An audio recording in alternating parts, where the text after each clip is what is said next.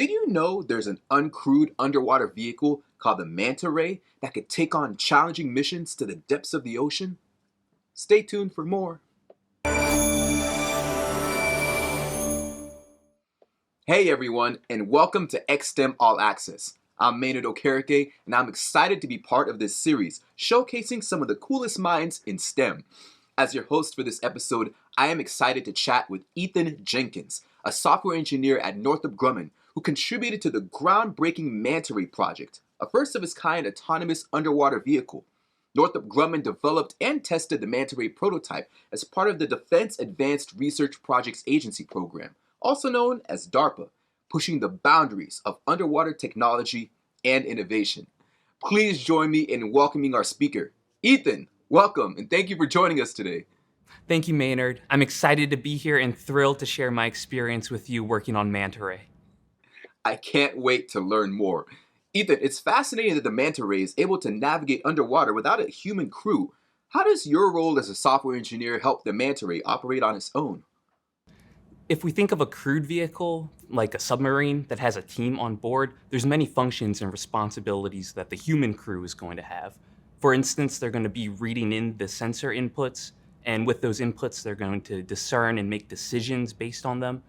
They're also going to actually operate and drive the vehicle they're in. So as a software engineer, we have to be able to replicate that behavior in the Manta Ray because it's completely uncrewed. And to do that, we're going to be basically putting a brain inside of it. And what that brain is going to be able to do is do everything that a human crew could do. In order to do that, we started all with simulation.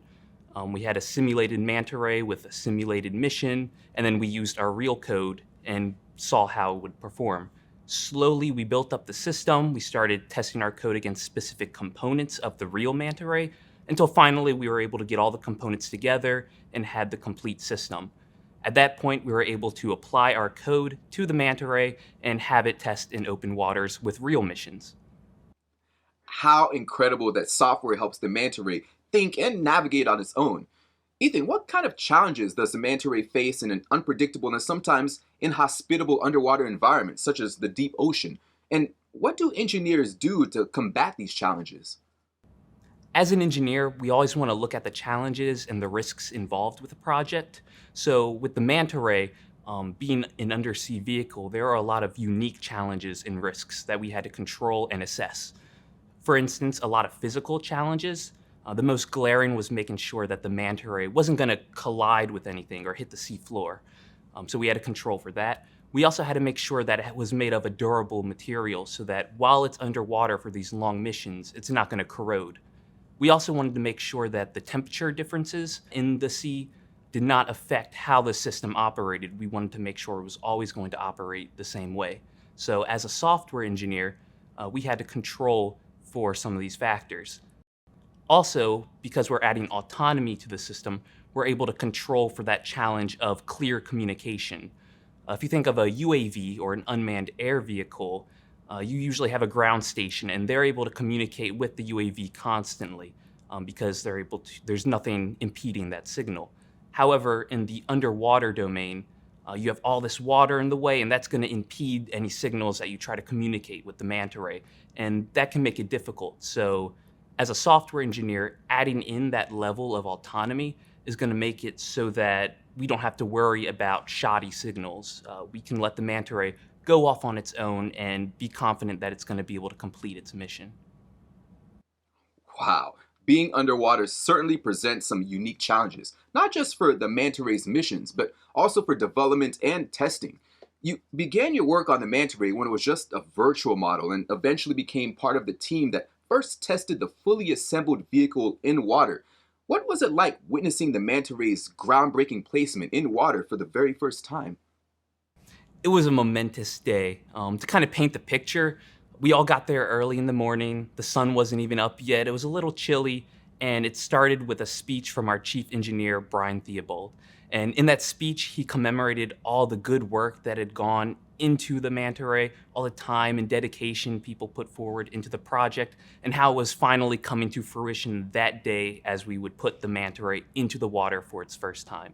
So they attached it up to the crane, and for me, I didn't really have a hand in that part, being a software engineer.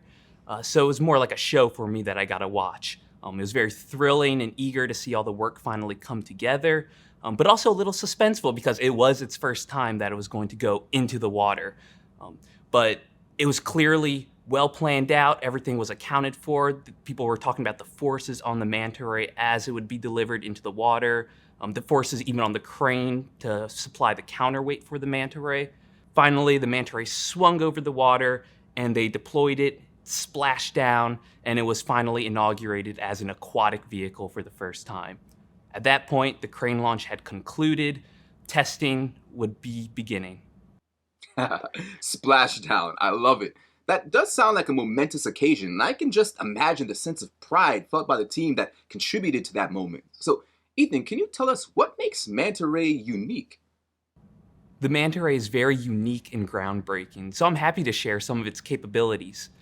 For instance, it's an extra large UUV, and that means it can carry large payloads with it. It's also very energy efficient, and this gives it the capability to go on long missions.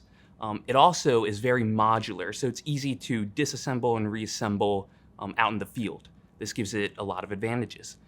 We can also compare it to a crewed craft like a submarine. Whereas a submarine needs to resupply for food, an uncrewed vehicle like the Manta Ray does not need to. Not only does it have groundbreaking capabilities, but it's fascinating to look at. There must be a large and diverse team of professionals involved in bringing the manta ray to life. What other types of engineers or STEM professionals did you work with? And can you share an example of how you collaborated? I was able to collaborate with tons of STEM professionals during my time on Manta Ray. One example of this would be electrical engineers. So we were having this issue with our thrusters where it just wasn't producing what we thought it would be producing. So as a unit, the thruster was working fine, but as we combined it with the whole system, we were facing some unique issues. So we got electrical engineers involved, and they were able to discern that the issue was EMI, or electromagnetic interference. And as a software engineer, that's just not something on my mind. So it's cool to have other professionals around me able to find the issue and determine the solution. Um, Another type of professional we worked at on the topic of the system as a whole are our system engineers. Um, they were very critical in determining the neutral buoyancy of the manta ray. And what that is when the manta ray is able to submerge underwater completely without coming back up to the surface or sinking to the sea floor. It's just in a mode of stasis in the water column. So they were paramount in finding that level of neutral buoyancy in the water. And we were able to work with them directly as I set the vehicle to be at that neutral buoyancy point so we could help discover it. Very cool to work with everyone. It's a very ubiquitous project where any kind of job that you can think of, any kind of STEM professional is going to be involved in it, and we're all working together, coalescing, and covering each other's bases. Collaboration is a critical component to engineering and STEM fields in general. Eythan, what is the coolest experience you've had while working with the manta ray? Oh, hands down, it had to be being able to go out into the field. This was just a really unique experience to have, and it starts with just the environment there. So normally I'm working like in the office space, and then as Manta Ray progressed, I ended up moving into the high bay, and that in of itself was pretty cool because you have like all these things moving around. You're seeing the Manta Ray get assembled while you're doing some coding work. But then finally being able to go out to the testing location was phenomenal. I'm just at my computer doing some code, and I can look behind me and the manta ray's in the water because I'm in a boat doing my code. That's just not something you expect to be doing as a software engineer. So it was very cool to have that experience. Also, the nature of the work was very unique out in the field. Before, like in college and stuff, when I'm doing my code, usually you just put in some input into the computer and then you get some output, or you have like some data you're working with. But with the manta ray, the input I'm giving it is maybe move that tail fin 15 degrees. And then you have this giant drone in the water and you see the output itself. The tail fin is going to shift 15 degrees. And that's just something it's hard to put words to. It's very cool to see. And I think my time out in the field came to its pinnacle when I was able to pilot the manta ray to assist in testing as we were trading off with our autonomous behavior. I was there to reassume control to get it set up for every test. Coding from a boat. Now, that's pretty cool. So, you joined the Manta Ray team at Northrop Grumman via their Pathways program. Can you tell us about this program and how it helped build your career as an engineer? The Pathways program is like an entry level program for Northrop Grumman. Think of like an associate role. That's kind of what the Pathways is. And it's a full time position with all the benefits. And the advantage it has is that you have the ability to rotate. It's a 3-year program, and every year you have an opportunity to rotate. And so, what does that rotation mean? That can be in the form of rotating to a different program. It can be in the form of rotating to a different location if you want to go to a specific area of the country. You can also rotate between disciplines like mechanical engineering to electrical engineering, but that's a little more rare and it requires you to have background in the field you want to rotate in. So, as a software engineer myself, I joined the Pathways program and I started on Manta Ray, and I was able to explore the facets of software engineering, particularly embedded engineering. Now I was able to rotate to a different program where I get to do web development. And with web development, it's just another thing I get to explore. So the Pathways program is great for people, new graduates coming out of college who want to get like a wide breadth of information and get to see all the different programs that Northrop Grumman has to offer and to be able to get new experiences, meet new people, and create some connections. I have a degree in civil engineering, and I can definitely see how gaining experience in different areas within your field would be incredibly beneficial for a new graduate trying to find their place in the workforce. What a great program. If a middle or high school student wanted to pursue a career working with autonomous vehicles, what classes or skills should they start working on now? I'm happy to share some of the skills that I think would be worthwhile to pursue. So for a hard skill, I think right away people might jump to like going into AI or machine learning, which kind of serves as the backbone of autonomy. However, I think it would be more beneficial to start picking up coding and programming because this is like the true basis of AI and machine learning, the code it runs on. So being able to understand that is going to put you ahead in the game.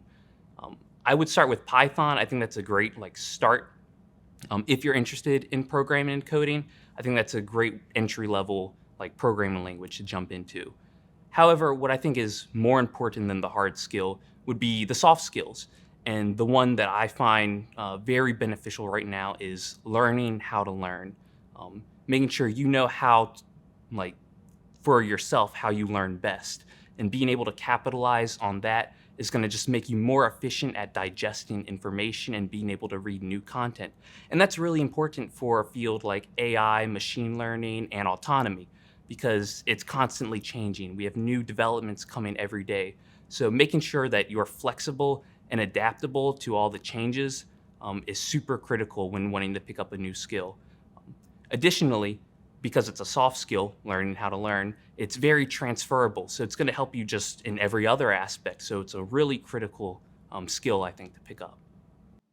That is such great advice. Eythan, I really enjoyed chatting with you and learning more about the Manta Ray and your contributions to this groundbreaking UUV.